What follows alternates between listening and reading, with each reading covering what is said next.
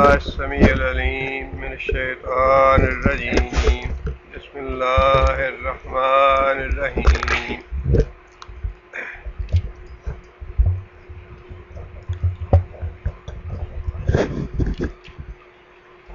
یرید اللہ، اللہ چاہتا ہے، لیبین لکم، وعدے کرے تمہارے اوپر، ویہدیکم، اور ہدایت دے تمہیں یا رہنمائی کرے تمہاری، سنن الذین من قبلکم، ان لوگوں کے طریقے کی جو تم سے پہلے گزر گئے. یہاں پہ لوگوں سے مراد انبیاء کرام ہیں کہ ان کی جو سنت تھی وہی طریقے اور وہی سنت اللہ کے رسول محمد صلی اللہ علیہ وسلم کو بھی ہم نے دی ہے. اور اللہ یہ چاہتا ہے کہ جو طریقے پہلے انبیاء کے تھے انہی طریقوں کی طرف تمہاری رہنمائی کرے اور انہی پہ تمہیں چلائے. وَيَتُوبَ عَلَيْكُمْ، اور اللہ تمہاری توبہ قبول کرنا چاہتا ہے. واللہ علیم حکیم، اور اللہ بڑی جاننے والا ہے، حکمت والا ہے. اس سے پچھلی آیت میں آپ کو یاد ہوگا کہ اللہ تعالیٰ نے اس بات کی اجازت دی، یا تو تم جو خاندانی عورتیں ہیں محسن ان سے نکاح کرو، اور اگر تمہارے اندر استطاعت نہیں ہے مالی اعتبار سے ان سے نکاح کرنے کی تو پھر لونڈیوں سے نکاح کرنے کی اجازت ہے. جیسے کہ میں نے وضاحت کی تھی اس سے پہلے کہ محسن کا لفظ جو ہے وہ دو معنوں میں استعمال ہوا ہے. ایک تو ہے شادی شدہ عورت، وہ بھی جس طرح قلعے میں محفوظ ہوتا ہے آدمی، تحفظ حاصل ہو جاتا ہے اس کو نکاح کرنے کے بعد. اور دوسرا محسن کا لفظ استعمال ہوا خاندانی عورت کے لیے، اس کو خاندان کا تحفظ حاصل ہوتا ہے. اور یہاں جو اللہ نے فرمایا کہ تم محسن عورتوں سے نکاح کرو، اس کا مطلب یہ نہیں کہ نکاح والی عورتیں، بلکہ مراد اس سے یہ ہے جن عورتوں کو خاندان کا تحفظ حاصل ہے ان سے نکاح کر سکتے ہو، اور اگر وہ ممکن نہیں تو پھر لونڈیوں سے جو مسلمان ہوں مومنہ ہوں ان سے نکاح کر. اور پھر اس کے آگے یہ بات ارشاد فرمائی کہ یہ نکاح جو ہے یہ محض لذت حاصل کرنے کے لیے عارضی طور پہ یا وقت گزارنے کے لیے نہیں ہونا چاہیے، بلکہ یہ نکاح کا بندھن پوری زندگی نبھانے کی نیت سے ہونا چاہیے. اور اس کے بعد یہ بات ارشاد فرمائی کہ نکاح کے بعد اگر لونڈیاں کوئی غلط کام کریں، بدکاری کریں، تو ان کے لیے نصف سزا ہے محسن عورتوں کے مقابلے میں. ان کے لیے نصف سزا ہے محسن عورتوں کے مقابلے میں. یہاں محسن کا لفظ جو ہے خاندانی عورت کے لیے ہے، نکاح والی کے لیے نہیں ہے. اور جو خاندانی عورت ہے نکاح سے پہلے اس کی سزا کتنی ہے بدکاری کی؟ 100 کوڑے. لہذا جو لونڈی ہوگی اس کی سزا 50 کوڑے ہو جائے گی. یہ بات ارشاد فرما کے اللہ فرماتے ہیں کہ ہم تمہاری رہنمائی کرتے ہیں پہلے انبیاء کی سنتوں کی طرف، تاکہ تم انہی لوگوں کے جو انعام یافتہ ہیں، جو ہدایت یافتہ ہیں، ان کے طریقے پہ چلو. اور آگے اللہ نے یہ بات ارشاد فرمائی واللہ یرید ان یتوب علیکم، اللہ تو تمہاری توبہ قبول کرنا چاہتا ہے. اللہ تم پہ مہربان ہے، اللہ غفور ہے، اللہ رحیم ہے، اور اللہ چاہتا ہے کہ تم توبہ کرو اور اللہ تمہاری توبہ قبول فرمائے. اور آگے یہ بات ارشاد فرمائی وَيُرِيدُ الَّذِينَ يَتَّبِعُونَ الشَّهَوَاتِ وَيُرِيدُ الَّذِينَ، اور وہ لوگ چاہتے ہیں یتبعون الشہوات، جو شہوات کے پیچھے پڑے ہیں، ہوائے نفس کے پیچھے پڑے ہیں، لذات نفس کے پیچھے پڑے ہیں، وہ یہ چاہتے ہیں ان تمیلوا میلا عظیما. تمیلو مائل ہونا کا مطلب ہوتا ہے جھک جانا. تمیلو تم جھک جاؤ، تم ہٹ جاؤ، میلن ہٹ جانا، عظیما بہت زیادہ. جو شہوت پرست لوگ ہیں، اپنی خواہشات کے پیچھے چلنے والے لوگ ہیں، وہ تو یہ چاہتے ہیں کہ مسلمان جو ہیں یہ اپنے رستے سے، صراط مستقیم سے بہت دور ہٹ جائیں، جس طرح وہ دور ہٹے ہوئے ہیں. مراد اس سے ہیں کافر لوگ اور مشرک لوگ جن کو اسلام کی تعلیمات اس وقت بھی گوارا نہیں تھیں اور آج بھی گوارا نہیں ہیں. اس سے پہلے جو احکام اللہ تعالیٰ نے بیان ارشاد فرمائے ان میں جو چند اہم احکام ہیں، ایک بات تو یہ تھی کہ جو لڑکیاں ہیں ان کو میراث میں حصہ دیا جائے، جبکہ اس سے پہلے عربوں میں یہ رواج نہیں تھا لڑکیوں کو میراث میں حصہ دینے کا۔ اسی طرح پھر فرمایا کہ اگر کوئی عورت بیوہ ہو جاتی ہے تو وہ بیوہ عورت اپنے سسرال کی قید سے اب آزاد ہے۔ رواج یہ تھا کہ سسرال والے اس کو اپنی وراثت سمجھتے تھے، چاہے تو اس کو نکاح کرنے دیں چاہے تو نکاح نہ کرنے دیں، بلکہ یہی ہوتا تھا کہ اسی خاندان کا کوئی فرد جو ہے وہ اسے نکاح کرتا۔ لیکن شریعت نے یہ پابندی ختم کر دی کہ سسرال کی اب قیدی نہیں رہی عورت جو ہے وہ اپنے میکے جا سکتی ہے اپنی مرضی سے، اگر چاہے تو نکاح کرے دوسرا، اور اگر نکاح نہ کرنا چاہے تو نکاح نہ کرے۔ یہ بھی ایک رسم تھی، بری رسم اور عورتوں پہ ظلم کرنے والی رسم، اس کو ختم کر دیا گیا۔ اسی طرح لامحدود نکاحوں کی رسم تھی، 4 نکاحوں سے زیادہ نکاح کرنے کی رسم تھی، اس کو بھی ختم کر دیا گیا۔ اور جو جاہل لوگ تھے، جو کافر لوگ تھے، ان کو یہ بھی بات ناگوار تھی کہ 4 نکاح جو ہیں ان کی اجازت دی گئی ہے اور اس کے بعد بدماشی اور بدکاری پہ سخت سزا لگا دی گئی ہے، ہمارا راستہ بدماشی کا کیوں روکا ہے؟ بالکل یہ وہی بات ہے جو آج کل اپنے آپ کو مہذب کہنے والے بدماش یورپ اور امریکہ کے لوگ ہیں، جو اپنی تہذیب کو بڑی اعلیٰ سمجھتے ہیں اور ساری دنیا سے برتر سمجھتے ہیں۔ وہ بھی یہ چاہتے ہیں کہ یہ 4 کی پابندی تو نہ ہو، 4 کی اجازت تو نہ ہو، لیکن اس کے علاوہ بدماشی کی، زنا کی، بدکاری کی کھلی چھٹی ہونی چاہیے۔ اللہ نے فرمایا کہ یہ کافر اور مشرک لوگ چاہتے ہیں کہ تمہیں اپنے راستے سے جو تعلیمات ہم نے تمہیں دی ہیں ان سے بہت دور لے جائیں، اس راستے سے ہٹا دیں تمہیں۔ اسی طرح اللہ تعالیٰ نے یتیم لڑکوں سے، اب یتیم لڑکوں اور لڑکیوں پہ ظلم کرنا، کیونکہ ان کا کوئی والی وارث نہیں تھا، اس کے بارے میں بھی سخت احکام دیے جو ناگوار تھے جاہلوں کو۔ اللہ فرماتے ہیں کہ تمہیں یہ ناگوار ہیں، لیکن ہم تمہیں انبیاء کے راستے پہ چلانا چاہتے ہیں، سیدھے راستے پہ کی طرف تمہاری رہنمائی کرنا چاہتے ہیں، لیکن جو جاہل لوگ ہیں، کافر اور مشرک ہیں، وہ تمہیں صراط مستقیم سے ہٹانا چاہتے ہیں۔ اسی طرح سوتیلی ماں سے نکاح جائز تھا جہالت کے زمانے میں، اور اس پہ بھی پابندی لگا دی گئی کہ سوتیلی ماں کے ساتھ نکاح حرام ہے۔ اور اسی طرح بیک وقت 2 بہنوں کو ایک نکاح میں اکٹھا کرنا جائز تھا پہلے، اس پہ بھی پابندی لگا دی گئی۔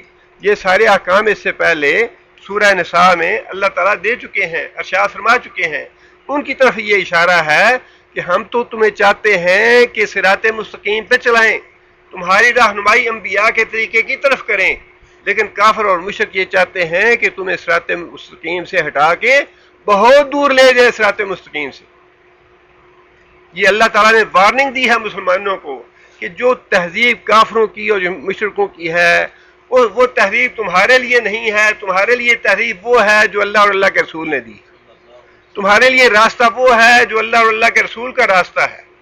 جو کافروں کی اور مشرکوں کی تہذیب ہے، ان کے جو طریقے ہیں، ان کے جو تہوار ہیں، ان کے جو چال چلن ہیں، ان کے عادات و اطوار، ان کے عقائد، ان کے اعمال، وہ مسلمانوں کے نہیں ہیں۔ مسلمانوں کو وہ بہت دور ہدایت سے لے جائیں گے اگر ان کے پیچھے چلیں گے تو۔ آگے پھر اللہ تعالیٰ نے یہ بات ارشاد فرمائی، پہلے تو یہ بات ارشاد فرمائی کہ اللہ تعالیٰ چاہتا ہے کہ تمہاری توبہ قبول کرے، جو پہلے گناہ ہو چکے، جو غلط طریقے تو رائے تھے اور تم نے ان پہ عمل کیا، ان سے توبہ کرو، اللہ تمہاری توبہ قبول کرنا چاہتا ہے خلوص دل سے۔ اور انسان اپنے گناہوں پہ نادم ہو کے ایک دفعہ اللہ تعالیٰ سے اتنا کہہ دے کہ یا اللہ مجھ سے گناہ ہو گیا، اذنب تو فاغفر ہو، یا اللہ گناہ ہو گیا معاف کر دے۔ اللہ فرماتے ہیں کہ میں اس بندے کے گناہ معاف کر دیتا ہوں۔ اللہ نے فرمایا کہ میں تو چاہتا ہوں کہ تمہاری توبہ قبول کروں۔ اور یہاں آگے یہ بات ارشاد فرمائی، یرید اللہ، اللہ یہ بھی چاہتا ہے، ان یخفف عنکم، کہ تمہارے بوجھ خفیف کر دے، تمہارے بوجھ ہلکے کر دے، تمہارے بوجھ ہلکے کر دے۔ جتنے بھی شریعت نے احکام دیے ہیں وہ سارے کے سارے انسان کی خیر اور انسانیت کی خیر اور بھلائی کے لیے ہیں، انسانوں کو مشقت میں ڈالنے کے لیے نہیں ہے۔ اگر کوئی آدمی یہ سمجھتا ہے کہ انسان مشقت میں پڑ گیا تو اس کا مطلب یہ ہے کہ اس کا دل جو ہے وہ شرح صدر نہیں ہوا اس کو ایمان پہ. اگر کسی کو 5 نمازیں بھاری لگتی ہیں، بوجھ لگتی ہیں، یہ مشقت لگتی ہے، اس کا مطلب یہ ہے کہ وہ کھلے دل سے ایمان نہیں لایا اللہ کے رسول پہ. ورنہ یہ 5 نمازیں جو ہیں یہ پڑھنے سے جو سکون حاصل ہوتا ہے، جو خیر حاصل ہوتی ہے، جو بھلائی حاصل ہوتی ہے، وہ لاکھوں ریال خرچ کر کے حاصل نہیں ہو سکتی.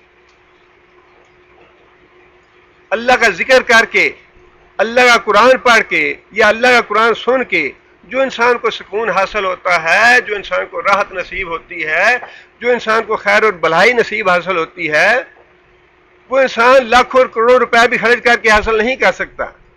اس لیے اللہ تعالیٰ نے یہ بات ارشاد فرمائی ہے کہ اللہ تعالیٰ جو ہے وہ تمہارے اوپر بوجھ ہلکے کرنا چاہتا ہے، اور یہ گناہ کر کے بوجھ جو ہے یہ ہم اپنے اوپر خواہ ڈال لیتے ہیں. اللہ کی نافرمانی کر کے، اللہ کے رسول کی نافرمانی کر کے، دین کے راستے سے ہٹ کے ہم اپنے آپ پہ بوجھ خود ڈالتے ہیں. حالانکہ اللہ یہ کہتا ہے کہ اللہ تو تمہارے بوجھ ہلکے کرنا چاہتا ہے. وَخُلِقَ الْإِنسَانُ ضَعِيفًا، اور اللہ نے فرمایا کہ خلق کا پیدا کیا گیا انسان ضعیف کمزور. یہ وہ ذات کہہ رہی ہے جس نے بنایا ہے انسانوں کو، جس نے انسانوں کو پیدا کیا ہے. یہ وہ ذات ہمیں بتا رہی ہے کہ میں نے انسان کو کمزور پیدا کیا ہے. ایمان بھی بڑا کمزور ہے اور جسمانی اعتبار سے بھی انسان بڑا کمزور ہے. جب انسان کو اللہ صحت دیتے ہیں، جوانی ہوتی ہے، تو انسان کو احساس نہیں ہوتا. انسان سمجھتا ہے ساری دنیا سے بڑھ کے طاقتور ہوں میں بڑی اکڑ پھاکڑ والا ہوں، بڑی آن بان والا اور شان بان والا ہوں میں. لیکن انسان کی حیثیت تو اتنی ہی ہے کہ 2 گرام کا دانت جو ہے وہ درد کرنا شروع ہو جائے تو انسان کا دن رات کا چین ختم ہو جاتا ہے. دل جو ہے یہ اپنے آپ حرکت کر رہا ہے اللہ کے فضل سے اور اللہ کی رحمت سے. اور جب ہارٹ اٹیک شروع ہوتا ہے اور ڈاکٹر دیکھنا شروع کرتے ہیں کہ ہارٹ بیٹنگ کتنی ہے، ایک لمحے میں انسان دیکھتا ہے کہ ابھی نبض ڈوبی کے ڈوبی، ابھی نبض ڈوبی کے ڈوبی. پھر انسان کو احساس ہوتا ہے کہ انسان کتنا ضعیف پیدا کیا گیا. ساری زندگی انسان بڑے راحت اور سکون سے گزارتا ہے. معمولی سی گردے میں درد ہو جائے تو انسان کے لیے ناقابل برداشت ہو جاتی ہے. پھر انسان کو ہوش ٹکانے آ جاتے ہیں کہ انسان کتنی آکڑ پھاکڑ والا ہے. اللہ فرما رہے ہیں کہ میں نے، اللہ تعالیٰ نے بعض دوسری کمزوریاں بھی قرآن مجید میں بتائی ہیں انسان کی، اور انسان کو اعتراف کرنا چاہیے ان کمزوریوں کا. لیکن ان کمزوریوں کا مطلب یہ نہیں ہے کہ ان کمزوریوں پہ انسان قابو نہیں پا سکتا. اللہ نے طریقہ بھی بتایا ہے کہ میں نے انسان کو ظالم بنایا ہے، جاہل بنایا ہے، کمزور بنایا ہے. لیکن ان چیزوں کے ساتھ ساتھ اللہ نے ان کا علاج بھی بتایا ہے. بیماریاں بھی پیدا کی ہیں خود انسان میں، لیکن ان بیماریوں کے ساتھ علاج بھی بتایا ہے کہ اگر تم اللہ اور اللہ کے رسول پہ ایمان لے آؤ، اللہ اور اللہ کے رسول کی اتباع کرتے رہو، اللہ تعالیٰ تمہارے عزائم قوی کر دے گا. اللہ تمہارے اندر قوت پیدا کر دے گا. اللہ تعالیٰ تمہیں ظلم سے دور رکھے گا. اللہ تمہیں جہالت سے دور رکھے گا. اسی طرح اللہ نے یہاں بھی یہ بات ارشاد فرمائی. ایک تو یہ بات ارشاد فرمائی کہ میں تمہارے بوجھ ہلکے کرنا چاہتا ہوں، یہ حکم دے کے. ان احکام میں مشقت یا بوجھ نہ سمجھنا ان احکام کو، یہ تمہارے بوجھ کم کرنے کے لیے دیے جا رہے ہیں. اور یہ جو ہم اپنے بوجھ ڈال لیتے ہیں بدعات بنا کے، اور جو اللہ اور اللہ کے رسول کے احکام نہیں ہیں، وہ زنجیریں تو ہم نے خود پہن رکھی ہیں. اللہ تو انہیں ہلکا کرنا چاہتے ہیں. اور فرمایا کہ ہمیں پتہ ہے کہ انسان کمزور ہے. انسان کے مزاج کو، اس کی طبیعت کو دیکھتے ہوئے اللہ تعالیٰ نے احکام دیے. آگے پھر اللہ فرماتے ہیں یہ سارے جتنے بھی معاشرے میں بگاڑ اور برائیاں اور فساد پیدا کرنے والی گناہ تھے، ان سب کا اللہ تعالیٰ نے باری باری ذکر ارشاد فرمایا ہے معاشرے کی اصلاح کے لیے. اور اس کے بعد اللہ تعالیٰ نے خود انسان کو اس بات کی طرف توجہ دلائی ہے کہ تمہارا جو مال اور جان ہے بڑے قیمتی ہیں. یہ دونوں چیزیں جو تم رزق حلال کماتے ہو وہ بھی بڑا قیمتی ہے اور تمہاری جان بھی بڑی قیمتی ہے. ان دونوں کا تحفظ کرنا، ان دونوں کا بچاؤ کرنا یہ بھی واجب ہے اور فرض ہے یہ. اب اس کے بارے میں اللہ تعالیٰ نے پہلی بات تو یہ ارشاد فرمائی، یا ایھا الذین آمنوا لا تاکلوا، اے لوگو جو ایمان لائے ہو، لا تاکلوا، نہ کھاؤ، اموالکم، اپنے مال، بینکم، آپس میں، یعنی تم نے جو مال کمائے ہیں وہ نہ کھاؤ، بالباطل، باطل طریقے سے، ایک دوسرے کے مال باطل طریقے سے نہ کھاؤ. اللہ نے آگے جائز طریقہ بھی بتا دیا. جائز طریقہ کون ہے آپس میں ایک دوسرے کے مال کھانے کا؟ اور اللہ تعالیٰ نے باطل طریقے بھی سارے وضاحت کے ساتھ قرآن مجید میں بھی اور احادیث میں بھی رسول اللہ صلی اللہ علیہ وسلم نے بتا دیے کہ باطل طریقے کون سے ہیں. یہاں تو اللہ تعالیٰ نے ایک لفظ استعمال فرما کے اس کی حد بندی کر دی کہ باطل طریقے سے مال نہیں کھانا. اب اس کی وضاحت جو ہے وہ رسول اکرم صلی اللہ علیہ وسلم نے مختلف جگہ پہ احادیث میں کی ہے، جن میں سے کچھ چیزیں میں آپ کے سامنے رکھنا چاہوں گا. سب سے پہلی بات تو یہ کہ کوئی بھی ایسا طریقہ جس میں اپنا تو مالی فائدہ ہوتا ہو اور دوسرے کا مالی نقصان ہوتا ہو، یہ طریقہ حرام ہے. اس طریقے سے جو بھی کمائی حاصل ہوگی وہ حرام ہوگی. اپنا تو فائدہ ہو مالی، دوسرے کا نقصان ہو. مثال کے طور پہ انسان چوری کر کے اپنا تو فائدہ کرے مالی اور دوسرے کا نقصان کر دیا، ڈاکہ ڈالا ہے، چھینا ہے کسی سے. اس طرح کے جتنے بھی کام ہوں گے وہ سارے کے سارے باطل طریقے ہیں. اور پھر اسی طرح سود کو واضح طور پہ فرما دیا کہ یہ حرام ہے، یہ باطل طریقہ ہے.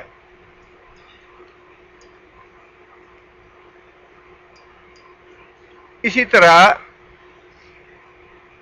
جو مال انسان کو بائی چانس بغیر محنت کے اتفاقیہ حاصل ہو، مثال کے طور پہ پرائز بانڈ ہے، لاٹری ہے، جوا ہے، جس میں بائی چانس انسان کو مالی فائدہ پہنچے بغیر محنت کی. بعض محنت کی صورتیں ہیں، بعض ایسی صورتیں ہیں جس میں مال جائز ہے لیکن اس میں انسان کو زیادہ محنت نہیں کرنی پڑتی یا بالکل محنت نہیں کرنی پڑتی. مثال کے طور پہ آپ نے شراکت میں کسی کو پیسہ دے دیا، آپ اس کے ڈیٹ پارٹنر ہیں، آپ اس سے محنت نہیں کر رہے لیکن آپ کا پیسہ موجود ہے. اس طرح سے جو شراکت سے پیسہ حاصل ہوگا وہ بائی چانس نہیں ہے، وہ تو کیلکولیٹڈ ہے، وہ تو ایک طے شدہ امر ہے. آپ نے اس میں عہد معاہدہ کیا ہے کہ اچھا بھائی میں پیسہ دے رہا ہوں، اس کا 20%، 25% یا 30% یہ میں لوں گا لیکن میں اس میں کام نہیں کروں گا. یہ بھی بغیر محنت کے ہے لیکن یہ بغیر محنت کے جائز ہے. یہاں جس بلا محنت کے پیسہ آنے کا ذکر ہے وہ ہے جو بائی لک ملے، کہتے ہیں گڈ لک، اس کا پرائز نکل آیا یا اس کی لاٹری نکل آئی. یہ جو اتفاقیہ پیسہ مل جانا ہے یہ حرام ہے، خواہ اس کی صورت کون سی بھی ہو. اسی طرح مال کو چھپا کے اس مال میں عیب ہو اور اس کو چھپا کے بیچنا، یہ بھی کمائی کو حرام کرنے والا ہے. نبی صلی اللہ علیہ وسلم بازار میں تشریف لے گئے اور گندم کے ڈھیر میں، غلے کے ڈھیر میں ہاتھ ڈال کے دیکھا اور اس میں نیچے غلہ گیلا تھا. فرمایا کہ تم نے غلہ جو نیچے گیلا ہے اس کے اوپر کیوں نہیں کیا؟ کہنے لگا یا رسول اللہ رات کو بارش ہو گئی تھی. فرمایا من غشا فلیس منا، جو دھوکہ دے کے مال فروخت کرے وہ ہم سے نہیں ہے. اس کا مطلب یہ ہے کہ عیب جو ہے مال میں وہ بتانا ضروری ہے. عیب بتائے بغیر مال فروخت کرنا مال کو حرام کر دے گا. اسی طرح ماپ تول میں کمی کرنا، ویل للمطففین، جو ماپ تول میں کمی کرتے ہیں وہ بھی کمائی کو حرام کر دے گا، باطل طریقہ ہے وہ بھی. ایسا معاملہ جس میں جھوٹی بات آ جائے، غلط بیانی ہو جائے، وہ مال بھی کمائی حرام ہو جائے گی. اور خاص طور پہ جھوٹی قسم کے بارے میں تو بڑی سخت وعید ہے اللہ کے رسول نے فرمایا کہ نامراد ہو وہ آدمی، نامراد ہو وہ آدمی۔ صحابہ کرام نے عرض کی یا رسول اللہ کون ہے وہ بدبخت جس کے بارے میں آپ نے فرمایا نامراد ہو آدمی؟ فرمایا 3 آدمی ہیں جن پہ قیامت کے دن اللہ تعالیٰ نہ نظر کرم فرمائے گا، نہ اللہ ان کو پاک کرے گا، اور ان کے لیے عذاب علیم ہوگا۔ فرمایا پہلا وہ آدمی جو اپنی تہمت جو ہے وہ ٹخنے سے نیچے رکھتا ہے، اپنا تہمت جو ہے وہ ٹخنے سے نیچے رکھتا ہے۔ دوسرا فرمایا کہ منان، نیکی کر کے دوسرے کے ساتھ اس کے بعد اس کو جتلانے والا۔ اور تیسرا فرمایا کہ جھوٹی قسم کھا کے اپنا مال بیچنے والا۔ فرمایا یہ تینوں نامراد آدمی ہیں، اللہ ان پہ سخت غصے ہوگا قیامت کے دن، اللہ کی نظر کرم نہیں ہوگی ان پہ، اللہ تعالیٰ ناراض ہوگا اور ان کے لیے عذاب علیم ہوگا۔ بعض لوگوں کو یہ غلط فہمی ہے کہ شاید یہ ٹخنے سے نیچے کپڑا رکھنے والا یہ حدیث جو ہے یہ تکبر کرنے والوں کے لیے ہے، ویسے نہیں ہے۔ یہ بات بالکل غلط ہے۔ بعض حدیثوں میں یہ الفاظ ہیں کہ تکبر کی وجہ سے جو ٹخنے سے نیچے کرے وہ جہنمی ہے، لیکن ایک حدیث میں نبی صلی اللہ علیہ وسلم نے یہ بات خود ارشاد فرمائی کہ یہی تو تکبر ہے کہ انسان ٹخنے سے نیچے کرے، یہی تو تکبر ہے۔ اور اگر یہ تکبر نہ ہوتا تو اتنے سخت الفاظ نبی صلی اللہ علیہ وسلم ارشاد نہ فرماتے کہ اللہ اس پہ نظر کرم نہیں کرے گا، اللہ اس کو پاک نہیں کرے گا، اللہ اس کو عذاب علیم دے گا۔ یہ عذاب علیم جو ہے یہ تو ہے ہی تکبر کرنے والے کے لیے۔ اس لیے جو آدمی جھوٹی قسم کھا کے مال بیچے وہ مال بھی حرام ہو گیا، وہ مال بھی باطل طریقے سے کمایا ہوا ہو گیا۔ اس کے علاوہ حرام اشیاء جو ہیں ان کی خرید و فروخت کا کاروبار مال کو حرام، کمائی کو حرام کر دیتا ہے۔ حرام اشیاء کا کاروبار، شراب حرام ہے، اس کا کاروبار سے آمدنی حرام ہے۔ خنزیر حرام ہے، اس کے بنی ہوئی چیزیں، اس کی خرید و فروخت حرام ہے۔ مجسمے بنانے حرام ہے، مجسموں کی خرید و فروخت کرنا، ان کا کاروبار کرنا، اس سے کمائی باطل ہو جائے گی، کمائی حرام ہوگی۔ وہ تصویر بنانا حرام ہے اور تصویروں کا کاروبار کرنا، تصویریں خرید و فروخت کرنا، یہ کمائی کو باطل کر دے گا، کمائی کو حرام کر دے گا۔ مطلب یہ ہے کہ حرام مال کا، حرام چیز کا کاروبار بھی مال کو، کمائی کو باطل کر دے گا۔ اس کے بعد اسی طرح نجومی کا کاروبار حرام ہے، وہ اس کی کمائی بھی حرام ہے۔ اور جادوگری کی کمائی حرام ہے، جادوگری کا کام بھی حرام ہے۔ جتنے بھی حرام کام ہیں یا ممنوع کام ہیں ان کی کمائی بھی حرام ہے۔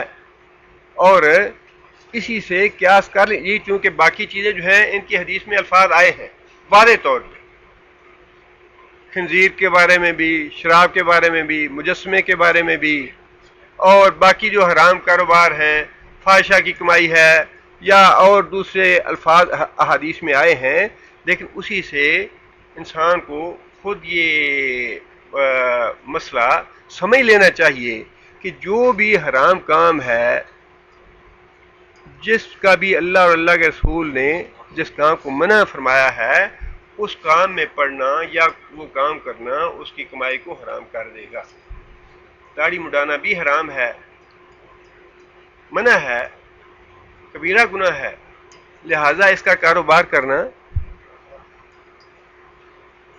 مطلب موٹی سی بات ہے، عقل میں آنے والی بات، یہ کوئی فقہ کا مسئلہ نہیں ہے، بڑی موٹی سی بات ہے کہ جب اللہ کے رسول نے یہ فرما دیا حرام چیزوں کا کاروبار جو ہے وہ ممنوع ہے، اس کی کمائی حرام ہے، اسی سے اور بھی جو چیزیں حرام ہیں ان کا خود اندازہ انسان کو کر لینا چاہیے کہ کون کون سی چیز حرام ہے، کوئی ہمارے کاروبار میں حرام بات تو نہیں ہے۔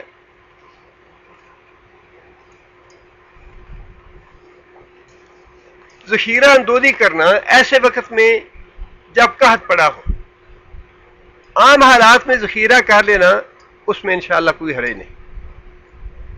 انسان ایک غلہ گندم ہے یا چاول ہے عام مل رہا ہے مارکیٹ میں، اس وقت انسان اگر روک لے کہ ٹھیک ہے جب ریٹ کچھ زیادہ ہو جائے گا بیچ دوں گا تو انشاءاللہ اس میں حرج نہیں. لیکن اگر قحط کا زمانہ ہو، قلت ہو غلے کی بازار میں، اس وقت مال کو روک لینا یہ کمائی کو حرام کر دے گا. ایک بات تو یہ ہے کہ اللہ کے رسول نے لعنت ڈالی اس پہ جو ذخیرہ اندوزی کرنے والا ہے. دوسری اس کے لیے بد دعا فرمائی کہ وہ اس کو کوڑ کا مرض لاحق ہوگا. اور حضرت عمر رضی اللہ تعالیٰ کے مسند احمد میں یہ واقعہ دیا ہے کہ حضرت عمر رضی اللہ تعالیٰ کے زمانے میں قحط پڑا. حضرت عمر رضی اللہ تعالیٰ عنہ نے لوگوں کو منع کر دیا کہ کوئی آدمی ذخیرہ اندوزی نہ کرے. دو آدمیوں نے ذخیرہ اندوزی کی اور دونوں کو حضرت عمر نے بلایا اپنے پاس. ایک آدمی کہنے لگا کہ امیر المومنین آپ نے حکم دیا ہے میں ذخیرہ اندوزی نہیں کروں گا، جیسا اللہ کے رسول کا حکم ہے میں ویسے ہی کروں گا. دوسرا آدمی تھا، اس نے کہا جی میں نے تو مال خود خریدا ہے، میں چاہوں گا تو مارکیٹ میں لاؤں گا، چاہوں گا تو نہیں لاؤں گا. اب یہ ملکیت کا ایک معاملہ تھا، اس پہ سزا حضرت عمر نے دینی مناسب نہیں فرمائی. لیکن اس حدیث کا راوی یہ کہتا ہے کہ ہم نے بعد میں دیکھا کہ جس آدمی نے اپنا مال روک لیا تھا، ذخیرہ اندوزی کی تھی، مرنے سے پہلے پہلے وہ کوڑ کے مرض میں مبتلا ہو گیا. یہ ممکن نہیں کہ اللہ کے رسول نے ایک سزا بتائی ہو اور پھر وہ آدمی گناہ کرے جانتے بوجھتے، جانتا ہو کہ اللہ کے رسول نے یہ منع فرمایا ہے اس سے، اور پھر وہ اس مرض میں یا اس لعنت میں مبتلا نہ ہو جو اللہ کے رسول نے بتائی. یہ ممکن نہیں. اسی طرح غیر موجود مال بیچنا یہ بھی کمائی کو حرام کر دیتا ہے. غیر موجود کا مطلب یہ ہے کہ آپ کے قبضے میں مال نہیں آیا، آپ نے یہاں بیٹھے بیٹھے ٹیلی فون کر دیا اچھا بھائی اتنا مال جو ہے منڈی میں یہ میرا ہے. وہیں بیٹھے بیٹھے آپ نے ٹیلی فون کر دیا فلاں کو اچھا بھی میں اتنے میں تمہیں بیچتا ہوں جا کے لے آؤ. مال کا خریدنے کے بعد اپنے قبضے میں لینا یہ ضروری ہے مال کو حلال کرنے کے لیے. مال کو قبضے میں لیے بغیر یا جو مال آپ کے پاس موجود نہیں زبانی کلامی اس کو فروخت کر دینا یہ ممنوع ہے شریعت میں.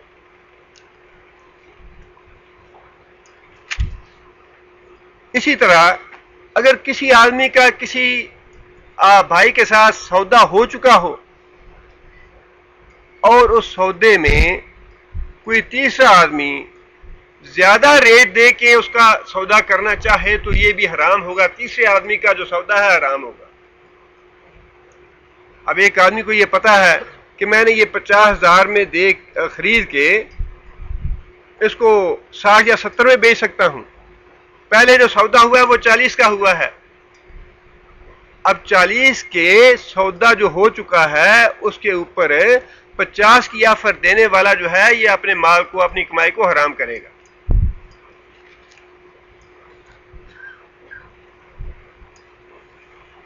اسی طرح کسی آدمی کی مجبوری سے فائدہ اٹھا کے قیمت کم کرانا، اس کی دو صورتیں ہیں. ایک صورت تو یہ ہے ایک آدمی کا کانٹریکٹ ختم ہو گیا، اس کو 1 مہینے کے اندر اندر جانا ہے، اب وہ اپنی گاڑی فروخت کرنا چاہتا ہے. ایک صورت تو یہ ہے کہ وہ آدمی چونکہ مجبور ہے کہ اب میں نے ہر قیمت پہ اپنا سامان فروخت کرنا ہے، اپنے گھر کا جو جتنی بھی چیزیں فروخت کرنی ہیں، گاڑی فروخت کرنی ہے، وہ خود یہ کہہ دے اپنی مرضی سے اچھا بھی یہ گاڑی ہے تو میری 20,000 کی لیکن مجھے جلدی ہے میں ضرور بیچنا چاہتا ہوں، 20 کی بجائے میں یہ 18 یا 17 میں بیچ رہا ہوں. یہ تو صورت جائز ہے، اپنی مجبوری کی وجہ سے وہ خود کم کر رہا ہے. لیکن ایک صورت یہ ہے کہ آدمی یہ کہے اچھا بھی تم نے تو جانا ہے کل پرسوں، میں تمہاری گاڑی 10,000 میں خریدتا ہوں، حالانکہ اسے پتا ہے 10,000 کی نہیں ہے،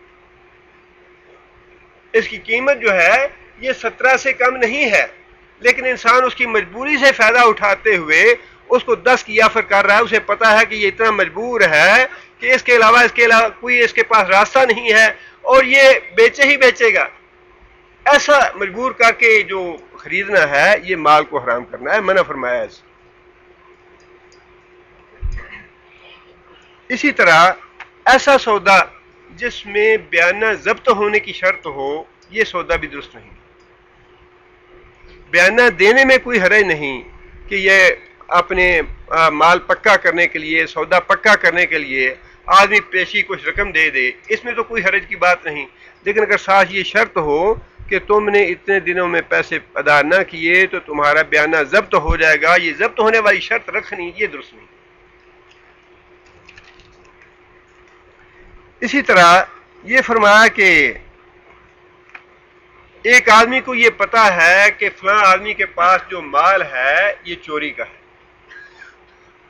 فلاں آدمی کے پاس مال چوری کا ہے، یا اس نے فلاں پلاٹ پہ ناجائز قبضہ کیا ہوا ہے، انسان کو پتا ہے، اور وہ اس سے خرید لے جانتے ہوئے، تو وہ بھی جو خریدا اس نے، اس کا آمدنی حرام ہو گئی، اس کا پرافٹ یا کاروبار اس کا حرام کا ہے۔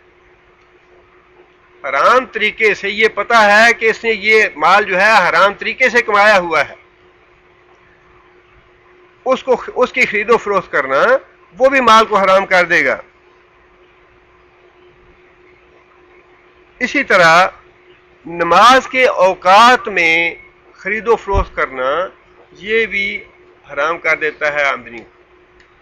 نماز کے اوقات میں خرید و فروخت کرنا واضح طور پہ حکم یہ ہے، اذا نودی للصلاۃ من یوم الجمعۃ فاسعوا الی ذکر اللہ وذروا البیع، اذان ہو جائے تو بیع خرید و فروخت چھوڑ دو۔ واضح طور پہ ممانعت ہے کہ نماز کے اوقات میں جو بیع کی جائے گی، جو خرید و فروخت کی جائے گی، وہ ممنوع ہے، وہ حرام ہے۔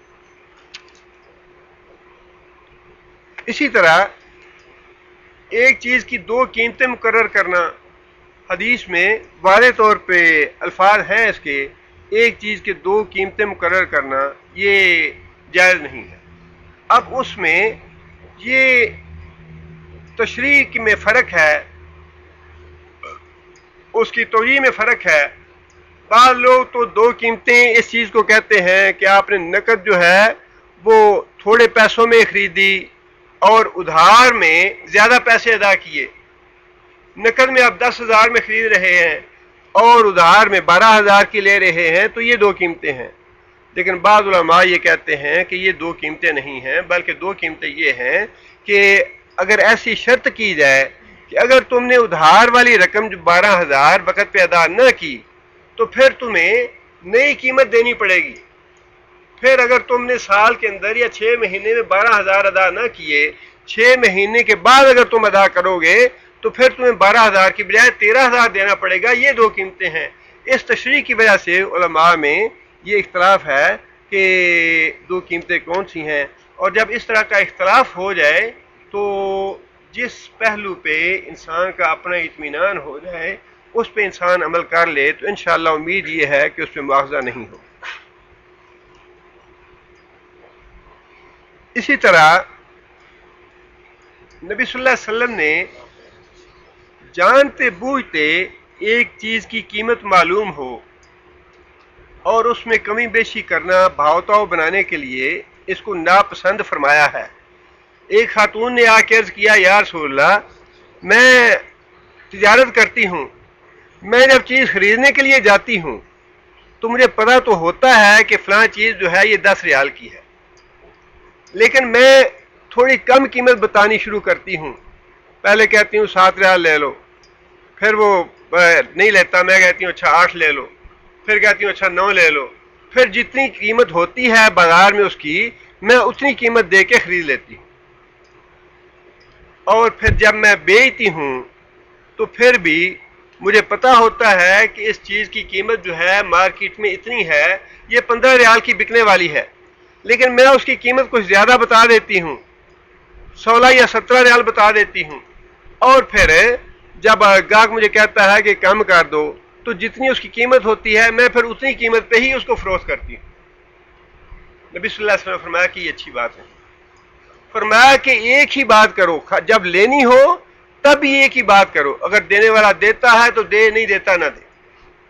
اور جب فروخت کرنی ہو تو تب بھی ایک ہی بات کرو، کسی نے لینی ہے لے، نہ لینی نہیں لینی نہ لے، لیکن بات ایک ہی کرو.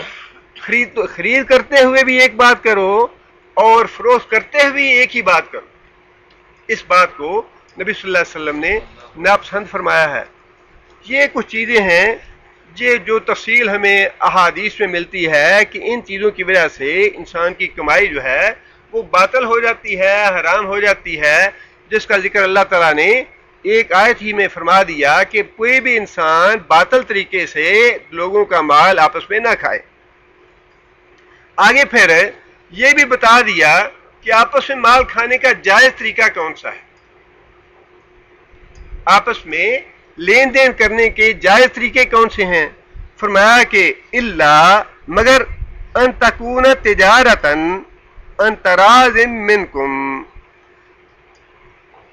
ان تکون تجارتن کہ ہو تمہارے درمیان لین دین، ان تراض منکم ایسے طریقے سے جس پہ دونوں فریق راضی ہو جائیں، جس پہ دونوں فریق راضی ہو جائیں. اب رضا والی بات جو ہے اس کی وضاحت اور تشریح بھی علماء نے کی ہے کہ رضا کس چیز کا نام ہے. ایک آدمی سود دیتا ہے، اب وہ دیتا تو باقاعدہ ایگریمنٹ ہوتا ہے، اس کو مجبور پکڑ کے تو نہیں لاتا، مجبور تو نہیں کرتا اس کو، وہ اپنی مرضی سے، اسے پتا ہوتا ہے، بینک بتا دیتا ہے کہ اچھا بھائی اتنا اس پہ سود دینا ہوگا تمہیں. اب وہ اپنی مرضی سے بینک میں جاتا ہے، اپنے کانٹریکٹ پہ سائن کرتا ہے اور اپنی رضا سے کہتا ہے کہ میں اتنا اس پہ پیسہ لے رہا ہوں، 10 لاکھ لے رہا ہوں، 50 لاکھ لے رہا ہوں، اس پہ میں اتنا سود ادا کروں گا. لیکن علماء نے لکھا ہے کہ یہ رضا شریعت کی رضا نہیں ہے. شریعت کی رضا یہ ہے کہ ایک طرف آدمی کو قرض حسنہ مل رہا ہو 10 لاکھ روپے اور ایک طرف انسان کو 10 لاکھ سود پہ لینا پڑے، تو انسان کس چیز کا انتخاب کرے گا؟ قرض حسنہ کا انتخاب کرے گا. اس کا مطلب یہ ہے کہ اس معاملے میں رضا والی بات نہیں، جبر والی بات ہے. اسی طرح رشوت کا معاملہ ہے. رشوت بھی آدمی دیتا تو اپنی مرضی سے ہے، کہ میرا حق مارا جا رہا ہے یا مجھے یہ چیز حاصل کرنی ہے. لینے دونے والے دونوں میں انڈرسٹینڈنگ ہوتی ہے، لیکن وہ شریعت کی رضا نہیں ہے. اگر ایک آدمی کا کام بغیر رشوت کے ہو رہا ہو، کیا وہ رشوت دینا پسند کرے گا؟ نہیں پسند کرے گا. اس کا مطلب یہ ہے کہ جو آدمی رشوت دے رہا ہے وہ رضا والی بات نہیں، اور یہی جبر جو ہے یہ اس کو حرام کر دے گا. جوے کے معاملے میں بھی یہی ہے. جوے کے معاملے میں ہر آدمی جوے میں جو شریک ہوتا ہے اس توقع پہ شریک ہوتا ہے کہ مجھے میرا نام نکل آئے گا. اگر اس کے ذہن میں یہ بات ہو کہ میں ہار جاؤں گا، اسے یہ علم ہو کہ میں ہار جاؤں گا جوے میں، وہ کبھی بھی شریک نہ ہو. وہ جو امید ہے، موہوم سی امید جس پہ وہ شریک ہوتا ہے، وہی اس مال کو حرام کر دیتی. اس لیے اللہ نے یہ فرمایا کہ تجارت جو ہے وہ خواہ منڈی یا مارکیٹ کا معاملہ ہو کہ انسان جا کے پیسے دیتا ہے، بھاؤ وغیرہ کر کے مال خرید لیتا ہے، یا پھر اس میں اجارہ بھی ہے، احادیث میں باقاعدہ اس کا باب ہے کہ انسان محنت اور مزدوری کرتا ہے، وہ بھی تجارت میں ہے. اسی طرح جو انسان ملازمت کرتا ہے وہ بھی تجارت کی ہی ایک شکل ہے کہ باقاعدہ انسان اپنے صلاحیت سے، اپنی محنت سے، اپنی مشقت سے کام کرتا ہے، اس کی وہ اجرت لیتا ہے، مزدوری لیتا ہے یا ملازمت میں اس کی تنخواہ لیتا ہے. تو یہ صورتیں جو ہیں یہ ساری جائز صورتیں ہیں کمائی کی. آگے یہ بات ارشاد فرمائی کہ ولا تقتلوا انفسکم، ولا تقتلوا انفسکم، اور ان احکام کی خلاف ورزی کر کے باطل طریقے سے، حرام طریقے سے کھا کے اپنے آپ کو یا ایک دوسرے کو ہلاکت میں نہ ڈالو. جس کا مطلب واضح ہے کہ جو حرام کمائی ہے وہ سیدھا سیدھا اپنے آپ کو ہلاکت میں ڈالنا ہے. حرام کمائی خواہ کتنی بھی انسان کما لے،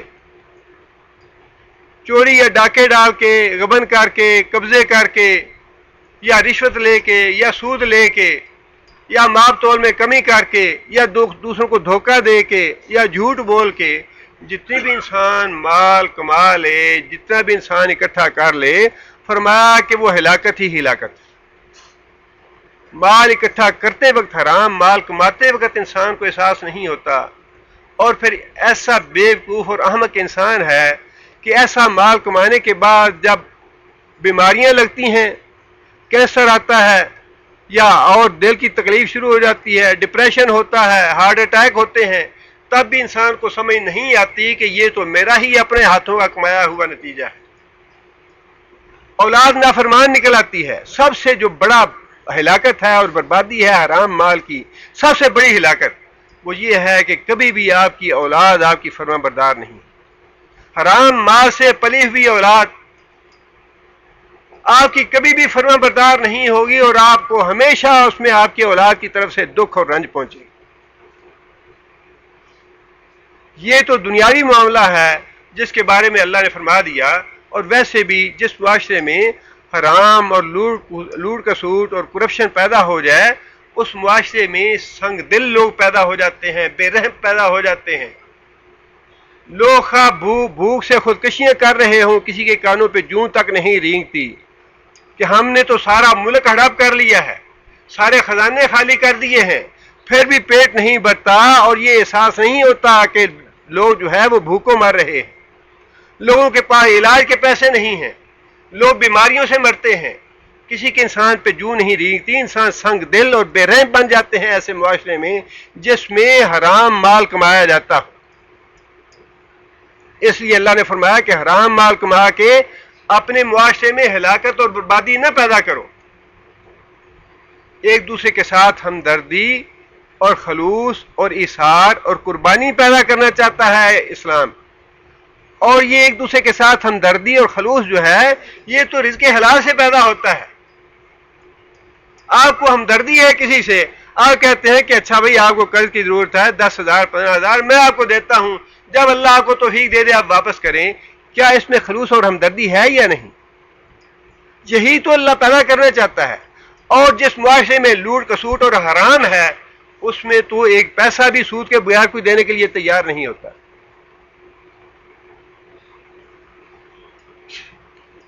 اس لیے فرمایا کہ وَلَا تَقْتُلُوا أَنفُسَكُمْ، اپنے آپ کو ہلاکت میں نہ ڈالو حرام کمائی کر کے۔ اور بعض مفسرین نے اس کلمے کو الگ شمار کیا ہے کہ جہاں اللہ تعالیٰ نے اپنے مال کا تحفظ کرنے کا، حلال مال کمانے کا حکم دیا ہے، وہاں اللہ تعالیٰ نے اپنی جانوں کے بارے میں بھی یہ حکم دیا ہے کہ آپس میں ایک دوسرے کو قتل نہ کرو۔ جان بڑی قیمتی چیز ہے۔ جان جو ہے اللہ کے رسول نے فرمایا کہ مسلمان کا مال، مسلمان کی عزت اور مسلمان کی جان، یہ ساری چیزیں حرام ہیں دوسروں پہ۔ نہ کسی کے مال کو ہاتھ لگاؤ، نہ کسی کی بے عزتی کرو، اور نہ ہی کسی کی جان کو کوئی نقصان پہنچاؤ۔ اور قتل کے بارے میں اللہ تعالیٰ نے قرآن مجید میں بھی یہ بات ارشاد فرمائی، وَمَن يَقْتُلْ مُؤْمِنًا مُتَعَمِّدًا فَجَزَاؤُهُ جَهَنَّمَ خَالِدًا فِيهَا وَغَضِبَ اللَّهُ عَلَيْهِ وَلَعَنَهُ وَأَعَدَّ لَهُ عَذَابًا عَظِيمًا۔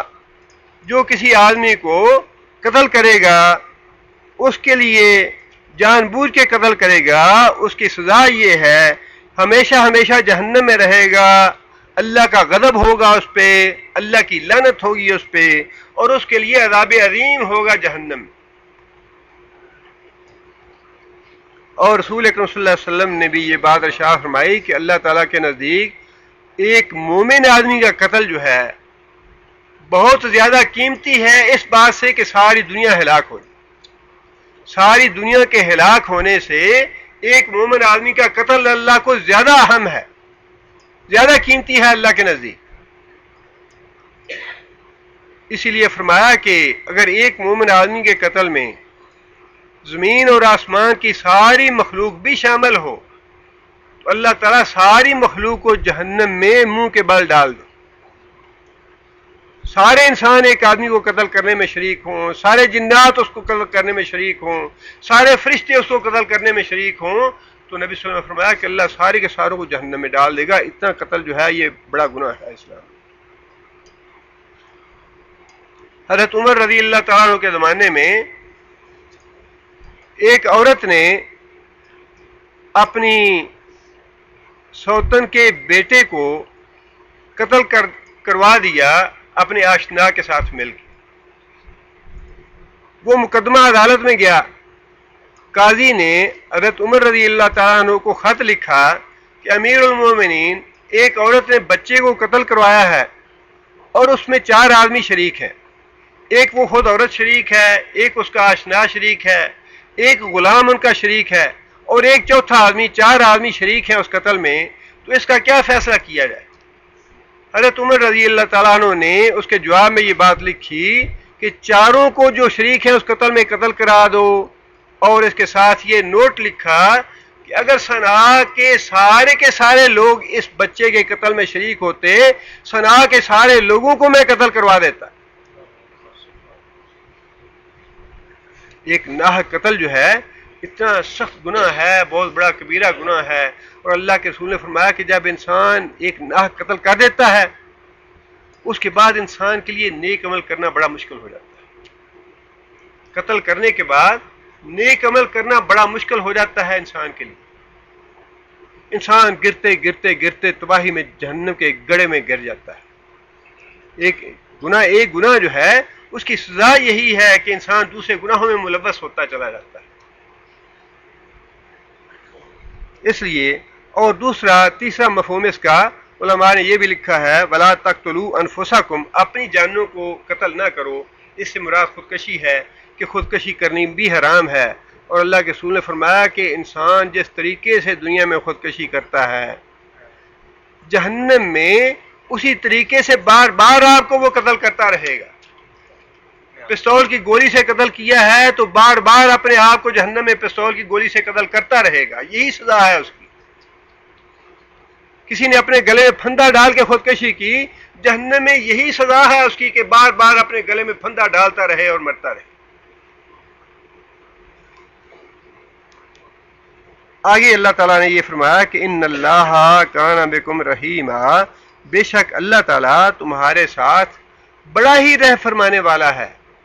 یہ جتنے بھی احکام ہیں اوامر اور نواہی کے، یہ سارے انسانوں کی بھلائی کے لیے ہیں. اللہ تعالیٰ کے رحم کا مظہر ہے. یہ نماز کا حکم اللہ کی رحمت کا مظہر ہے، روزے رکھنے اللہ کی رحمت کا مظہر ہے، حج کرنا اللہ کی رحمت کا مظہر ہے، اور نافرمانی جو ہے وہ اللہ کا غضب ہے، اللہ کا غصہ ہے، اللہ کی ناراضی ہے. اس لیے اللہ نے فرمایا کہ جو میں حکم تم کو دے رہا ہوں اس لیے دے رہا ہوں کہ میں تم پہ بڑا مہربان ہوں، بڑا رحم فرمانے والا ہوں. آگے فرمایا کہ وَمَن يَفْعَلْ ذَلِكَ عُدْوَانًا وَظُلْمًا فَسَوْفَ نُصْلِيهِ نَارًا. وَمَن يَفْعَلْ ذَلِكَ، اور جو کوئی آدمی کرے گا یہ کام. کون سے کام؟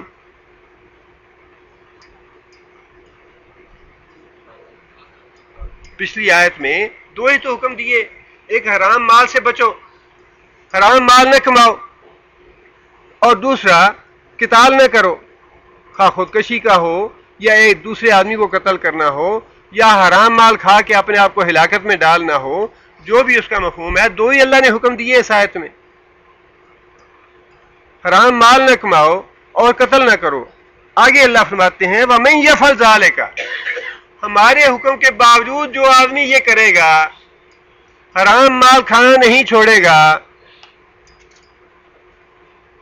حرام مال کماتا رہے گا، یا دوسرے کو قتل کرے گا، یا خودکشی کرے گا، فرمایا عدواناً وظلماً، زیادتی کے ساتھ اور ظلم کے ساتھ.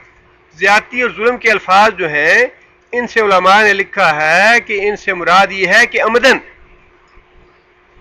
ایک ہے خطا کے ساتھ، بھول چوک کے ساتھ، وہ نہیں، بلکہ عمدن. بعض اوقات انسان کو یہ پتہ ہوتا ہے میں گناہ کر رہا ہوں لیکن گناہ نہیں چھوڑتا. وہ اللہ فرما رہے ہیں کہ جو آدمی جانتے بوجھتے یہ گناہ کرے گا، جانتے بوجھتے حرام کمائے گا، جانتے بوجھتے کہ قتل کرنے سے اللہ نے منع فرمایا ہے، اس کے باوجود کسی کو قتل کرنے کا ارادہ کرے یا قتل کر ڈالے، اللہ فرماتے ہیں فسوف نصلیہ نارا، ہم اس کو عنقریب جہنم میں ڈالیں گے، وَكَانَ ذَلِكَ عَلَى اللَّهِ يَسِيرًا، اور یہ کرنا اللہ کے لیے بڑا آسان ہے۔ سزا دینے کے بعد اللہ تعالیٰ نے اکثر مقامات پہ یہ بات ارشاد فرمائی ہے، اللہ تعالیٰ کے لیے یہ کام کرنا بڑا آسان ہے۔ یہ بات کیوں اللہ بار بار ارشاد فرماتے ہیں؟ اس لیے کہ حساب کتاب تو لینا ہے اللہ تعالیٰ نے قیامت کے دن ارب ارب لوگوں سے،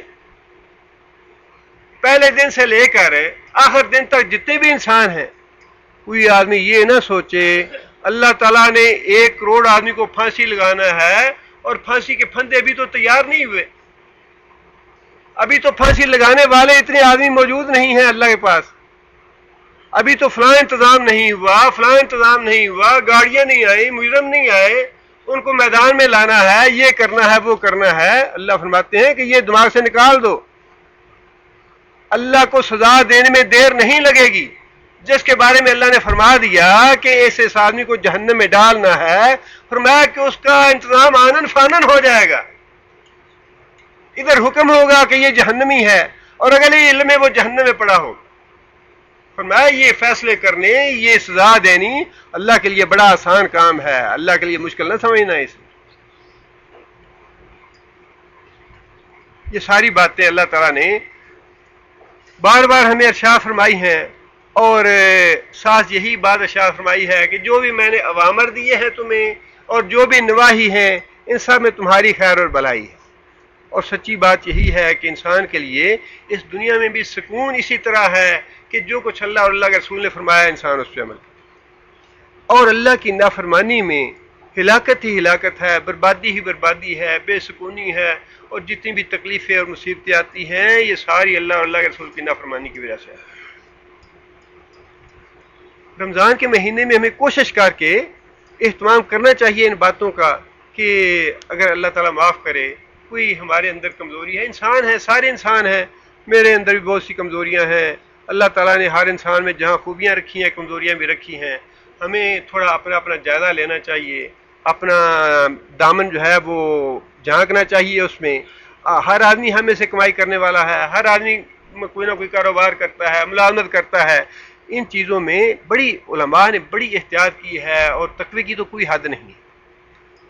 تفسیر میں وراثت کے مسائل پڑھتے ہوئے ایک واقعہ میں نے پڑھا، اس میں لکھا کہ ایک آدمی مریض کے پتہ لینے کے لیے گئے ایک صاحب، اور ان کے بیٹھے بیٹھے مریض کی وفات ہو گئی، چراغ جل رہا تھا، چراغ کو فوراً بجھا دیا انہوں نے۔ لوگوں نے پوچھا کہ حضرت صاحب آپ نے چراغ کیوں بجھا دیا؟ کہنے لگے کہ جب تک یہ آدمی زندہ تھا جب تک تو یہ اس کی ملکیت تھا چراغ، اب یہ چراغ اس کے ورثاء کا ہے، جب تک وہ اجازت نہ دے جب تک اس چراغ کو جلانا نہیں۔ حلال اور حرام میں تو اتنی زیادہ احتیاط کی ضرورت ہے، اور صرف دنیا میں نہیں بلکہ اللہ کے رسول نے فرمایا کہ نہ تو اس کی دعا قبول ہوتی ہے، نہ اس کی عبادت قبول ہوتی ہے، اور نہ ہی اللہ تعالیٰ حرام مال سے کیا ہوا صدقہ قبول فرماتے ہیں۔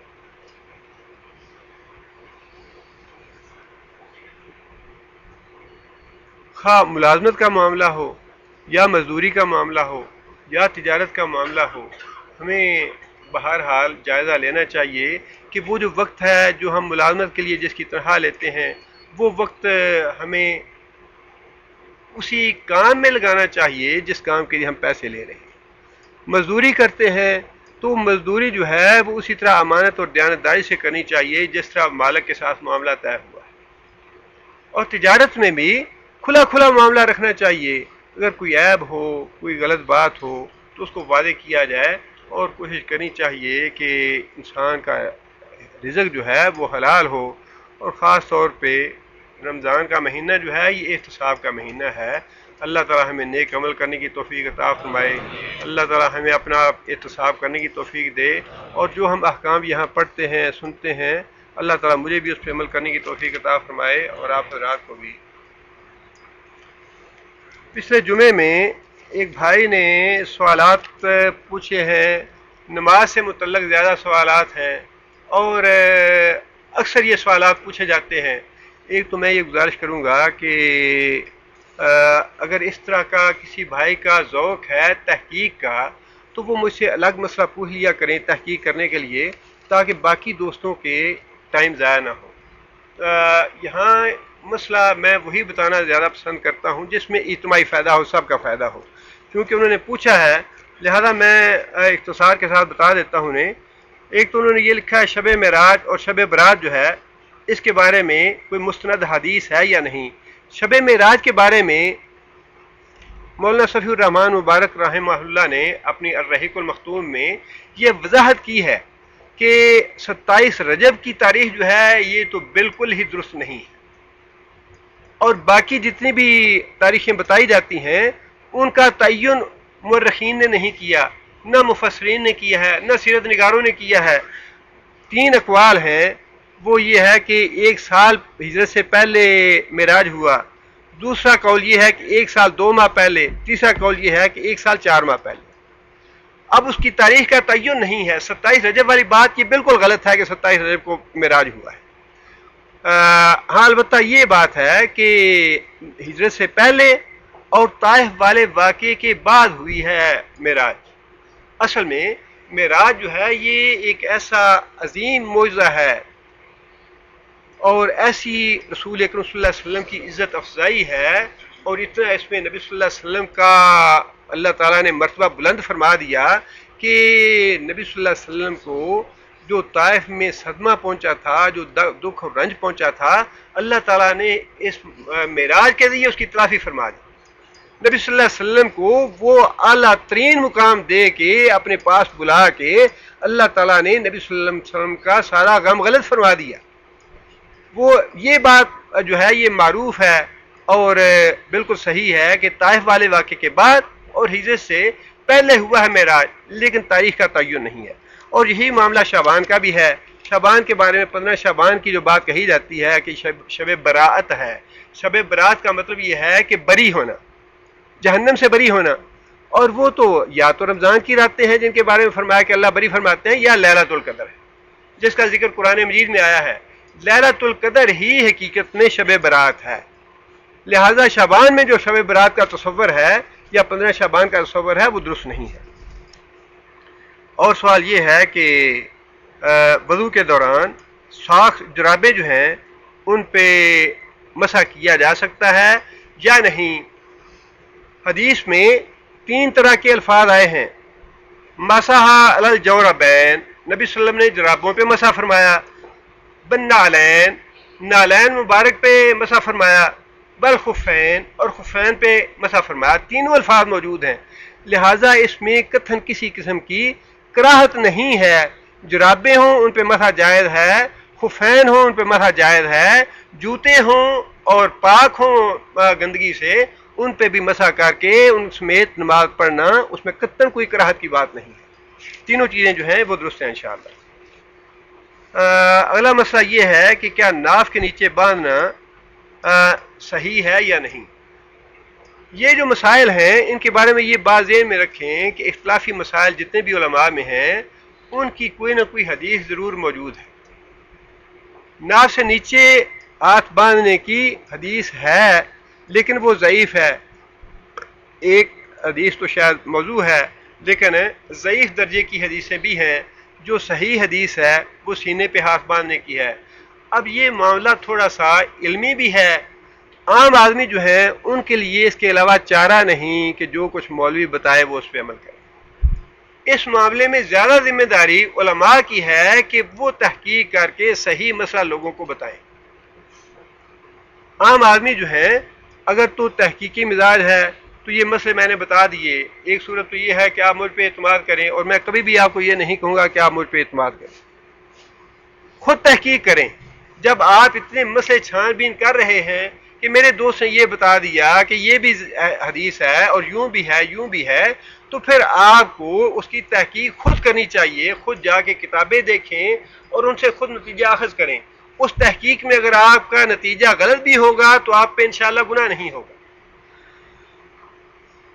صحیح جو حدیث ہے اس میں یہی ہے کہ سینے پہ ہاتھ باندھنے چاہیے. دوسری حدیث ضعیف ہے. اب مومن آدمی کا عمل تو یہی ہونا چاہیے کہ جب ایک چیز کا پتہ چل جائے کہ یہ ضعیف حدیث ہے، حدیث تو ہے یہ لیکن ضعیف ہے، تو پھر انسان کو اس کے مقابلے میں جو صحیح ہے اس پہ عمل کرنا چاہیے. بگاڑ جو ہے وہ یہاں پیدا ہوتا ہے جب انسان ضعیف پہ اس لیے عمل کرتا ہے کہ یہ ہمارے امام صاحب کی فقہ میں یوں ہے، ہمارے مسلک میں یہ بات یوں ہے. بگاڑ یہاں سے پیدا ہوتا ہے. اس لیے ان مسائل میں عام آدمیوں کو زیادہ وقت ضائع نہیں کرنا چاہیے، زیادہ الجھنا نہیں چاہیے، زیادہ بحث اور مناظرہ نہیں کرنا چاہیے. یا تو تحقیق کریں، اور تحقیق کرنے کے بعد جس بھی نتیجے پہ آپ پہنچیں گے انشاءاللہ آپ پہ کوئی بوال نہیں آئے گا، جو مرضی آپ اس پہ عمل کریں.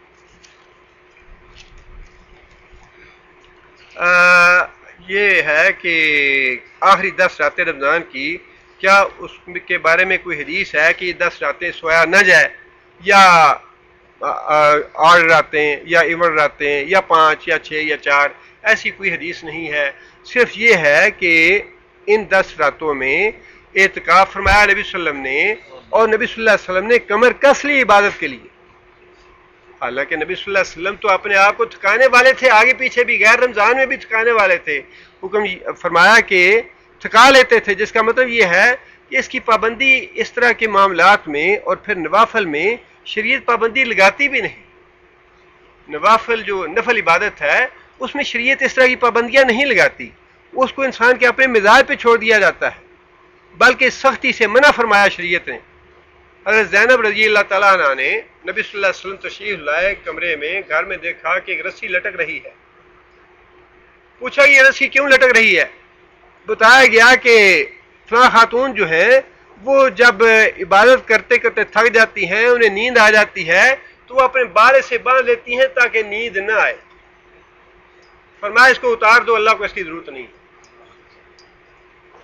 ایک آدمی اس پہ سایہ کیا ہوا لوگوں نے، اور پنکھا وغیرہ اس کو ہوا دے رہے اس سے. نبی صلی اللہ علیہ وسلم نے پوچھا کیا ہے؟ نبی صلی اللہ علیہ وسلم کو بتایا گیا کہ اس آدمی نے نظر کا روزہ ماننا ہے اور روزے کی وجہ سے اس پہ گھبراہٹ ہے، یا یہ بے ہوش ہو گیا ہے، یا ایسے ہے. میں اللہ کو ایسی مشقت کی ضرورت نہیں. نوافل کے بارے میں شریعت اس طرح کی پابندیاں لگاتی نہیں کہ 10 راتیں ساری خود جاگو. رغبت دلاتی ہے، جو جاگنا چاہتا ہے 10 راتیں چھوڑ کے 30 راتیں بے شک جاگے، لیکن شریعت کی طرف سے پابندی نہیں ہے. شریعت نفل عبادت میں انسان کی اپنی رغبت پہ بات چھوڑ دیتی ہے کہ جتنا کرنا چاہتا ہے کوئی کرے.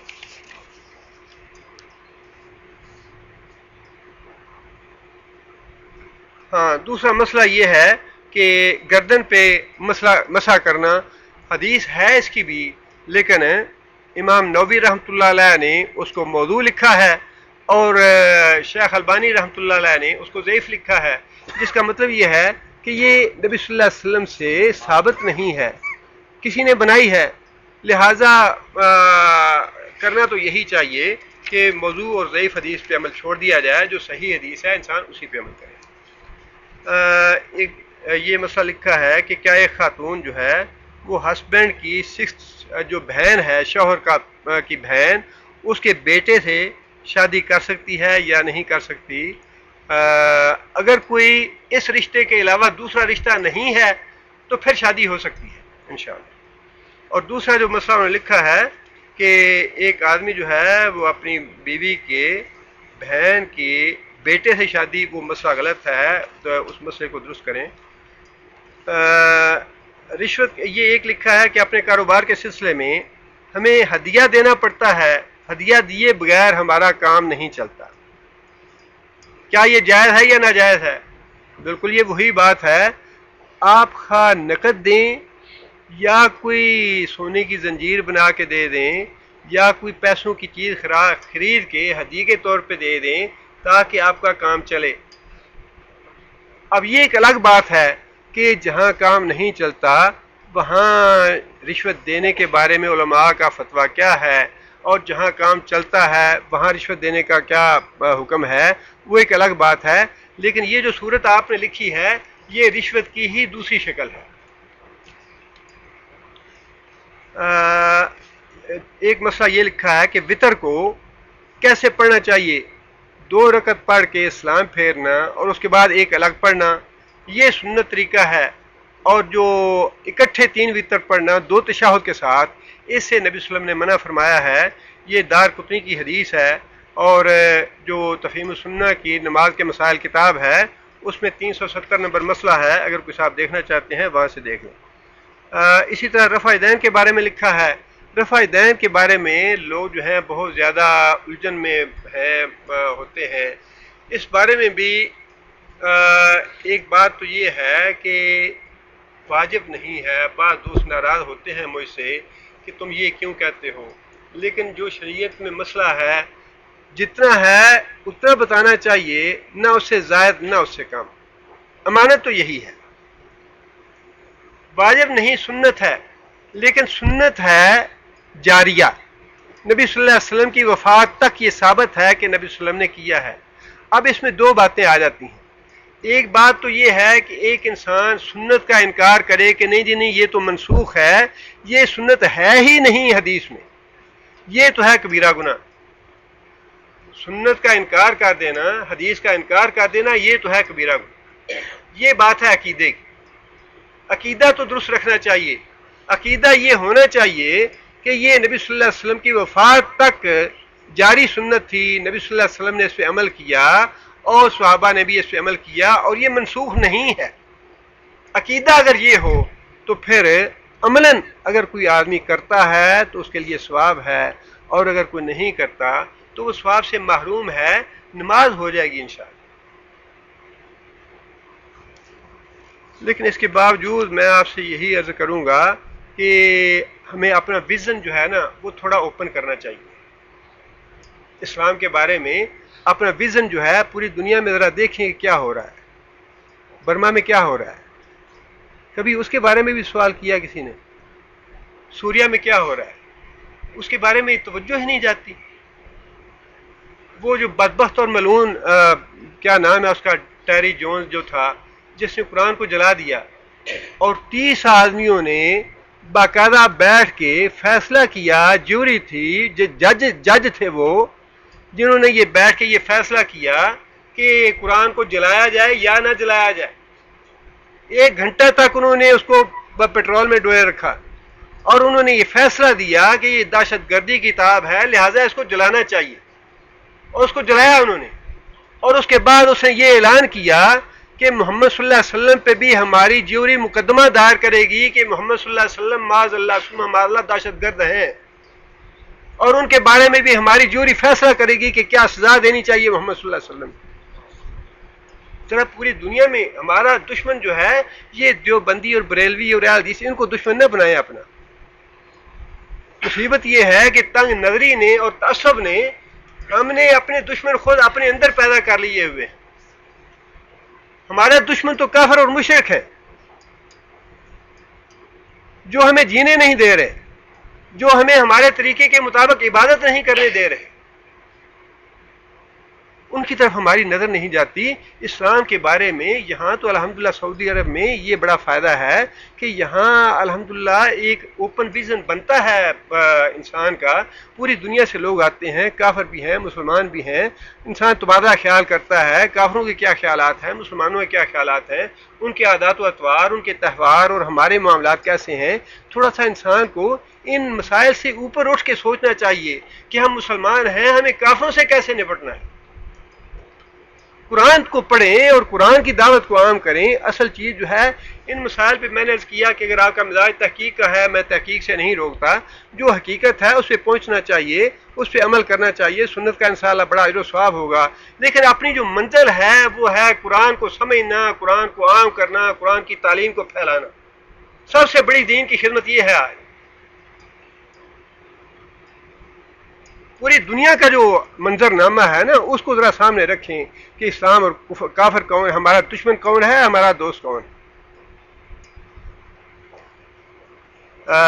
روزے کے دوران برش کرنا، اگر تو مسواک اور برش کی وجہ سے ذائقہ حلق میں نہ جائے، انسان اپنے آپ کو اتنا کنٹرول کر سکے تو انشاءاللہ حرج نہیں، لیکن اگر ذائقہ حلق میں چلا جائے تو پھر انسان روزے کے دوران نہ کرے. سفر کے دوران وطر پڑھنا چاہیے، نبی صلی اللہ علیہ وسلم سے ثابت ہے. تدفین 15 روز کے بعد اگر ایک میت کی ہو، اس کا حساب کتاب جو ہے وہ اس کے مرتے ہو جائے گا یا اس کی تدفین کے بعد ہوگا. یہ سوال ایسا ہے کہ جس کا جواب اللہ کے رسول نے نہیں دیا، لہذا اس کا جواب اگر کوئی دیتا ہے تو وہ بھی اپنے پاس سے بنا کے دے گا، جھوٹی بات کہے گا. کتاب و سنت سے ہمیں باہر نہیں نکلنا چاہیے.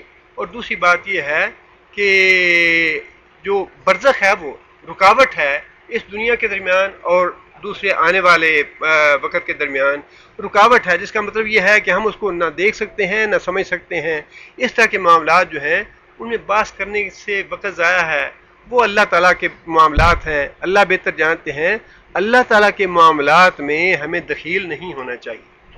اللہ چاہے تو اسی وقت لے لے، چاہے تو قبر میں جانے کے بعد لے لے، چاہے تو ویسے ہی اللہ معاف کر دے. اللہ تعالیٰ فتنے سے محفوظ رکھے.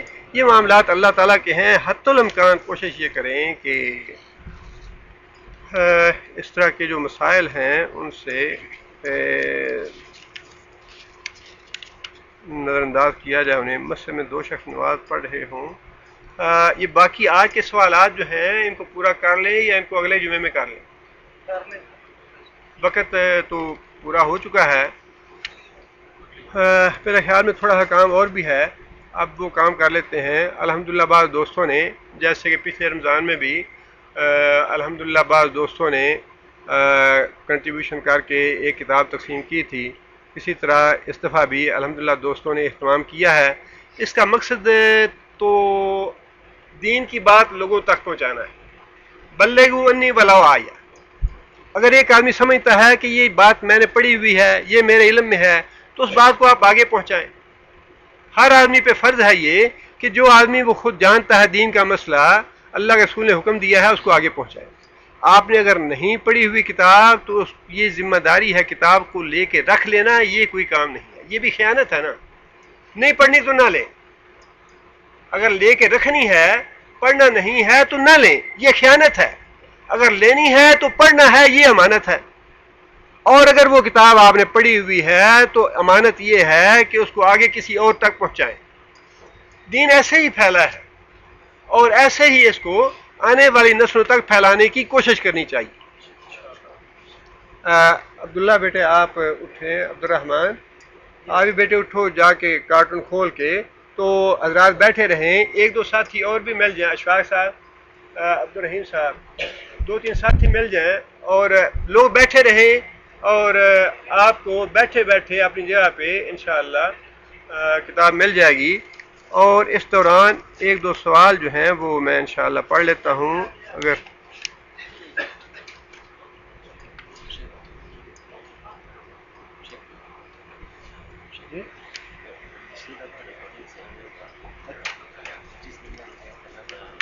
اس کا خلاصہ تو میں نے آج بیان کر دیا.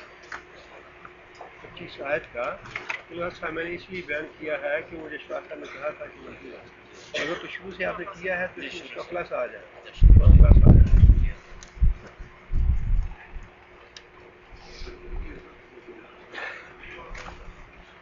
مسجد میں 2 شخص نماز پڑھ رہے ہوں، دونوں سنت کے مطابق پڑھ رہے ہوں، لیکن فرق یہ ہو کہ ایک کی داڑھی ہو دوسرے کی نہ ہو، کیا ان کے ثواب میں کوئی فرق ہوگا؟ ان کے دیکھنے میں آپ کو فرق نظر آیا کہ نہیں آیا؟ اللہ کو کیوں فرق نظر نہیں آئے گا؟ انسان کو فرق نظر آ جاتا ہے کہ ان دونوں میں کیا فرق ہے. جو نماز پڑھ رہے ہیں وہ تو ایک ہی جیسی ہے سنت کے مطابق، اور فرق تو نظر آ گیا آپ کو بھی کہ ایک کی داڑھی نہیں ہے اور ایک کی داڑھی ہے. اور اگلا جو درس ہے انشاءاللہ اس میں وضاحت کروں گا کہ کبیرہ گناہ پہ اصرار کرنا یہ اللہ کو بڑا ہی ناگوار ہے، بڑا ہی غصہ دلانے والی بات ہے. صغیرہ گناہ پہ اصرار جو ہے وہ بھی اس کو کبیرہ بنا دیتا ہے، اور داڑھی مڈانا جو ہے یہ کبیرہ گناہ ہے. اگر ایک انسان کبیرہ گناہ کرتے کرتے دنیا سے رخصت ہو جائے تو کتنی یہ افسوس والی بات ہے. اور علماء نے اصل میں بڑا یہ ایک غلط فہمی ہے. سنت ہے جی، سنت ہے. یہ سنت نہیں ہے. یہ جو غلط فہمی ہے داڑھی سنت ہے، یہ سنت ہے، یہ سنت نہیں ہے، یہ واجب ہے. واجب سنت جو ہے وہ تو علماء اگر کہتے ہیں تم اس کو لغوی معنی میں کہتے ہیں کہ نبی صلی اللہ علیہ وسلم کا طریقہ ہے. یہ سنت کا لفظ ہے، نبی صلی اللہ علیہ وسلم کے طریقے کے لیے بولا جاتا ہے، لیکن یہ سنت ہے وجوب کے درجے کی. جو یہ واجب پہ عمل نہیں کرتا سخت گناہ گار ہے.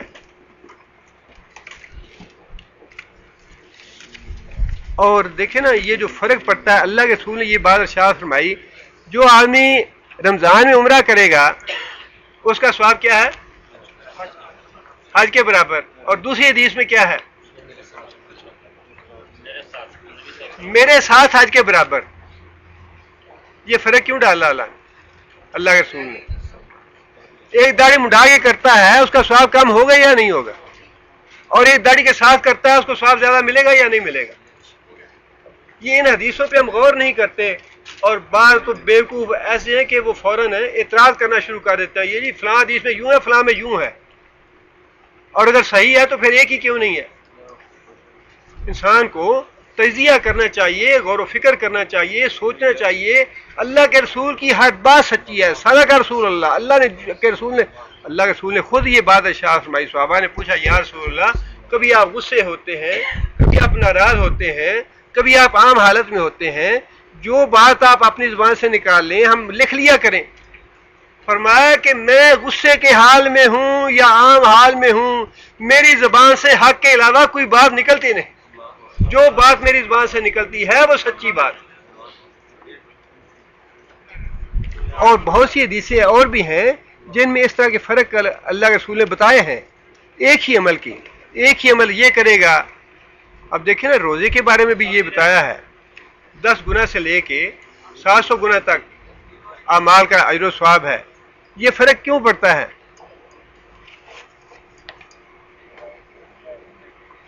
یہ ایک بھائی ہیں، انہوں نے سارے بھائیوں کو السلام علیکم بھی کہا ہے، اور وہ خروج نہائی پہ جا رہے ہیں، اور انہوں نے لکھا ہے کہ آپ میرے لیے دعا فرمائیں. اللہ تعالیٰ ان کو خیر و عافیت کے ساتھ پاکستان لے جائے، وہاں پہ اللہ تعالیٰ ان کو نیکی کی توفیق عطا فرمائے، نیکی پہ عمل کرنے کی، نیکی کو پھیلانے کی، خاص طور پہ قرآن مجید کو پڑھنے کی، پڑھانے کی، پھیلانے کی، اس کی تعلیم و تدریس کی بڑی ضرورت ہے ہندو پاکستان میں. اپنے گھروں میں اگر جتنا بھی میسر ہو سکے آپ خود پڑھا سکتے ہیں. گھروں میں 4 بچوں کو پڑھائیں، آپ کی بیوی پڑھا سکتی ہے، بیوی پڑھائے. اگر یہ نہیں کر سکتے مسجد میں قاری رکھیں جو مسجد کے بچوں کو پڑھائے. جیسا بھی ہو سکتا ہو،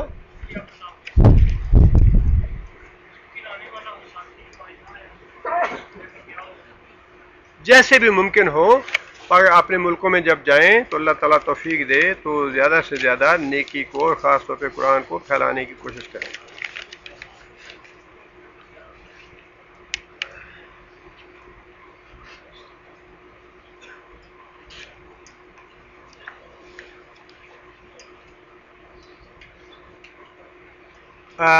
ایک بھائی نے سوال کیا ہے، ایک بینکار جو ہے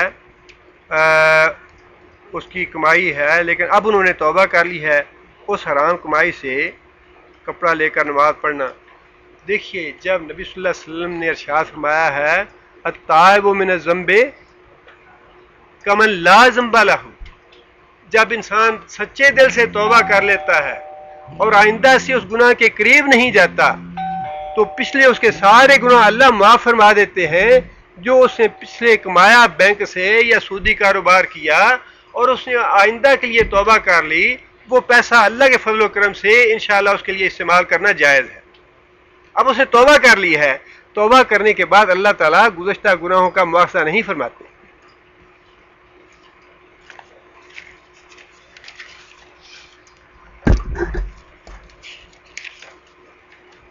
باقی انشاءاللہ ایک سوال یہ پچھلے درس کا ہے، اس کا میں جواب دے دیتا ہوں. بھائی نے لکھا ہے کہ آپ نے جو 3 آدمیوں کا قصہ سنایا، منکرین جہاد فائدہ اٹھاتے ہیں کہ جہاد سے عبادت اچھی ہے.